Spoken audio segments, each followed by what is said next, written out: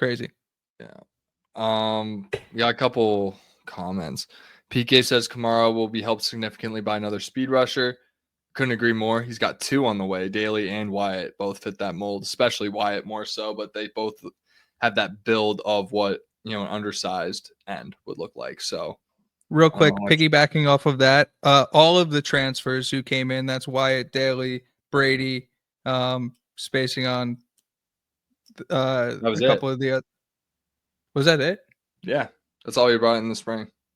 Oh, well, they're all officially on the roster. They got like roster pictures and rent. I was like, am I missing somebody? No. All we did. I remember commenting about it last week. I'm just like, I feel like they kind of slowed down a little bit. They have like 55 spots and they didn't fill them. So interesting. Yeah. Red flag. If you want to nitpick, like we're trying to if you want to be, that's if you where want to we're be at. That's where we're at with this serious, we're like, if we want to top freak flight out program, about like what would? No, I wouldn't say freak out or sound the alarm, but like if you're gonna like, it's not like sunshine and roses and daisies and whatever, like honeymoon period BS, all of that. Like I think if you got a candid Signetti, and now maybe I'm 0 for 1 on these predictions with what you were saying about Phil Rivers, but yeah, I think Sig would tell you, like he very openly stated they needed more linebacker depth. That was a month ago. Interesting. Yeah. So I don't know if that was just to motivate the guys in the room, but he doesn't really just like, he's not like use the media to motivate. Like that's not his style. Oh, he'll let you know. So like, if he needs more out of you, he has no problem telling you. Like I'm not exactly, would I be nervous about it? No. If I was going to be like objective about like, are we running like a top flight program? Like, no, I'm assuming they probably want to address some of those needs. Yeah, I think, yeah, I've never even approached this in terms of what felt like a honeymoon phase. It's been only green flags up until I guess this thing where we're not filling all our scholarships going in after spring. Well, I would say it's just, I wouldn't say we're in the honeymoon phase, but I think a lot of people who are latching on late to Indiana football might like I don't know if that was the right terminology, because like I think there's a lot to be excited about. But again, if you're gonna like nitpick, like there are 5 open scholarship spots on this football team right now. Like if you could fill those with impact guys, obviously that could play this year, that makes you better. So yeah, and then kind of on the same note, to answer John's point, I think Landino and Ndukwe, from what it looks like, are going to get significant playing time on the defensive end this year, based on just the amount of depth we have. We talk about 8 playable guys. If we were to find the 8 best guys on the D line room right now, those guys would be included. So that's what it's looking like. And Ndukwe and Landino are gonna. But we sit here and yeah. I was gonna say we sit here and talk about like 5 spots maybe being an issue, but like there was a Big Ten huddle graph or whatever that was like biggest problems for each team going into next season, and the one they had for Indiana was offensive line depth. And they have 8 playable guys on the offensive line. So like, there's not a whole lot of holes in this it's team. Like it's not there. It's really not. It's not like DEFCON 5. Makes sense if you can like clearly upgrade your starters. Exactly. And like if we were able to do that in the first place, we have a lot of bigger problems to worry about. So it's we could bring in, I could see us bringing in a freshman that we like, sophomore, like some younger guys that probably aren't going to play. But in terms of, and that will probably require more evaluation on their end in terms of, are we going to bring in this guy? Then, just a quick little, starting D end at Maryland, Wyatt, run some tape on him, get a phone call with him. That's a much easier process to bring him in as opposed to taking a chance on maybe, a freshman who just hit the portal that maybe they're evaluating on. You got to understand why they hit the portal, things like that. So if that's their plan for those last 2 spots, makes a lot of sense why we haven't seen a lot of action yet. But at the same time, let's say nothing happens. I don't think we're in the worst spot either. Just with the amount of our 2 deep is awesome right now. And it's going to take, I don't know if there's guys in the portal that can upgrade that right now. I just don't think those guys exist. I want to talk about the class of 2026. I want to. Do you want to start positive? You want to start not negative, but kind of like negative? Let's start negative. I like this era that we're in we're in our new like let's be haters for a little bit era. Let's be okay. Let's start here. We'll start with Showtime sales.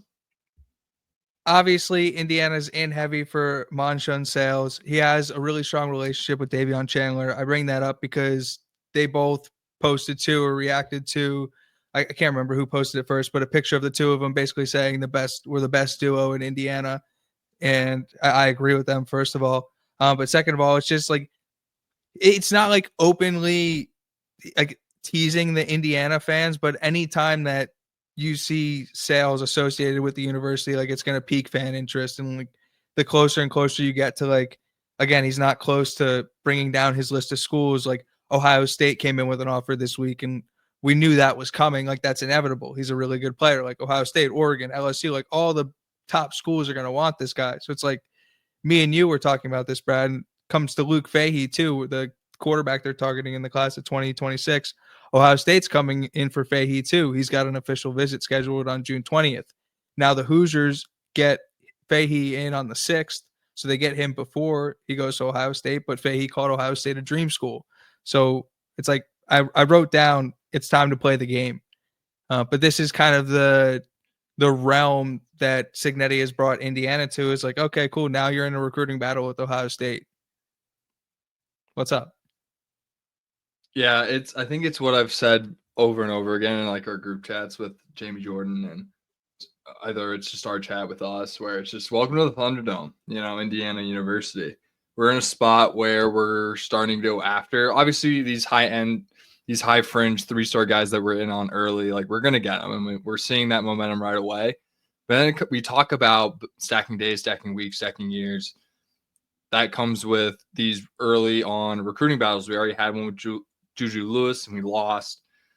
We've had not many others, to be honest. And we're starting to get to a point where we're going to have to start where we can now go after these 4 and 5-star guys. And those guys are going to, because those are the program changers. Those are the guys that get you over the hump that Indiana is currently trying to get over.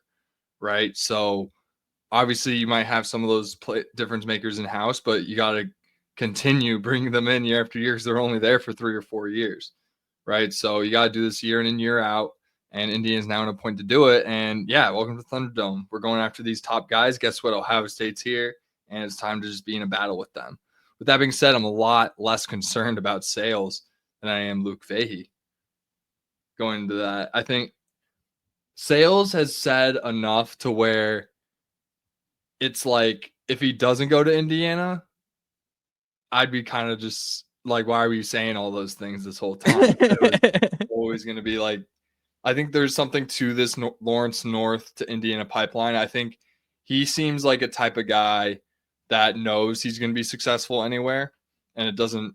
But he also recognizes, obviously I'm going to go to a good program, but it doesn't have to be Ohio State. Like if I go to Nebraska or Michigan or UCLA or USC, like it's all going to be fine. Like I'm going to be successful either way. So it's really just about finding the school that's best for me. And it's not so much about, the logo for him. And being an in-state guy, I think there's a lot of draw for him to go to Indiana. And he said over and over again, the best to play in Indiana, the best in Indiana, play at Indiana. And, obviously I'm not going to take a junior in high school for his word, over social media, right? Especially in these times, but I'm not going to like hold it against him by any means, but I think we're in a really good spot with him. And obviously Luke Fahey, who's, a 4-star quarterback, not a 5-star, getting that Ohio State attention definitely is worrying. Ohio State has great ties in Southern California. Obviously, CJ Stroud was just there 5 years ago. I mean, it's Ohio State. They have pull everywhere. So seeing them come into play for our current top quarterback, that's another. I mean, if we want to get nitpicky here, this is a concern, guys. Like we got to get a quarterback commit. Well, I know that part, yes, but I would say that it's more telling that Ohio State's basically watching Indiana's rivals page and then just like showing up the next day for kids that either commit or get offered. Yeah, I like that. I mean, that's not a bad I strategy like that by a them. lot. It's a good strategy by them, but I also think that puts Indiana in a good, like, again, dream school all you want. Like when Luke Fahey was dreaming about Ohio State, Indiana was the worst football program of all time. So I'm not saying he's like that they have a chance to change his mind or anything, but like I'm not going to take our oars out of the water with an official visit coming up. That's for Yeah, sure. I'm not either. I mean, we're definitely gonna stay on them, and it Oh, just comes 100%. down to, are we gonna win this battle or not? If not, we're gonna have to pivot, and these things are gonna happen, and I don't think it's wise for any of us to, freak out over it. This is just kind of how things happen. Now, if we just keep missing and missing and missing, like if Sales goes somewhere else, that will be his commitment is probably at least a year away. So I might be just crazy even talking about this right now, but Yeah, that's one where I'm like, okay, hold on. It's early to have early conversation. Like it's too early to have this conversation about him. Yeah, but it is a Showtime Sales podcast. It is. No, it 100% is. But I was going to say, to your point about Indiana needing to get a quarterback, it's a lot harder to recruit the offensive side of the ball without a quarterback. We saw Corey Amatri, 4-star running back, number 1 running back in Michigan, that they were going after, commit to Kansas. Now, in my opinion, Kansas was by far the worst team on his list.